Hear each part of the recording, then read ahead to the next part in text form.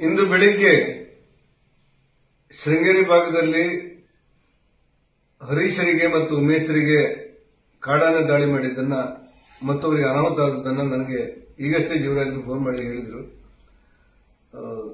ಅತ್ಯಂತ ನೋವಿನ ಸಂಗತಿ ಅಂದ್ರೆ ನಾವು ಕಳೆದ ಬಾರಿ ಇಲಾಖೆಯವರು 2 ಆನೆಗಳನ್ನು ಹಿಡಿದ ನಂತರ ಇಷ್ಟು ಬೇಗ ಮತ್ತೆ ಮರುಕಳಿಸ್ತದೆ ಅಂತ ಹೇಳಿ ನಾವ್ಯಾರು ಊಹೆ ಮಾಡಿರಲಿಲ್ಲ.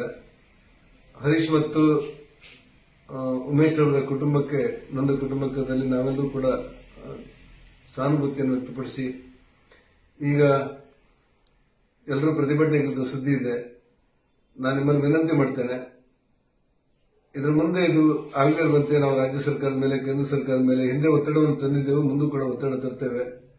ಯಾವುದೇ ಗೊಂದಲಗಳಿಲ್ಲದೆ ಇದನ್ನು ನಾವು ಈ ಸಮಸ್ಯೆಯನ್ನು ಪರಿಹಾರ ಮಾಡಲಿಕ್ಕೆ ಎಲ್ಲರೂ ಒಟ್ಟಾಗಿ ಶ್ರಮ ಕೊಡೋಣ. ನಾನು ಇವತ್ತು ಡಿಲ್ಲಿಯಲ್ಲಿದ್ದೇನೆ. ಊರಿಗೆ ಬಂದ ತಕ್ಷಣ ಹರೀಶ್ ಮತ್ತು ಉಮೇಶ್ ಕುಟುಂಬದ ಮನೆಗೆ ನಾನು ಭೇಟಿ ಕೊಡ್ತೇನೆ. ದಯವಿಟ್ಟು ಎಲ್ಲರೂ ಸಹಕಾರ ಕೊಡಬೇಕು ಅಂತ ವಿನಂತಿ ಮಾಡ್ತೇನೆ. ನಾವು ಸ್ವಲ್ಪ ಈ ಕೋಪ ಮತ್ತು ನೋವು ಎಲ್ಲವೂ ನಮಗೆಲ್ಲರಿಗೂ ಸಮಾನವಾದ ದುಃಖ ತರುತ್ತೆ.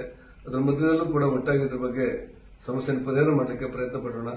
ನಾನು ಊರಿಗೆ ಬಂದವನೇ ಆ 2 ಕುಟುಂಬ ಮನೆ ಭೇಟಿ ಕೊಡ್ತೇನೆ. ದಯವಿಟ್ಟು ಸಹಕಾರ ನೀಡಿ ಅಂತೇಳಿ ವಿನಂತಿ ಮಾಡ್ತೇನೆ.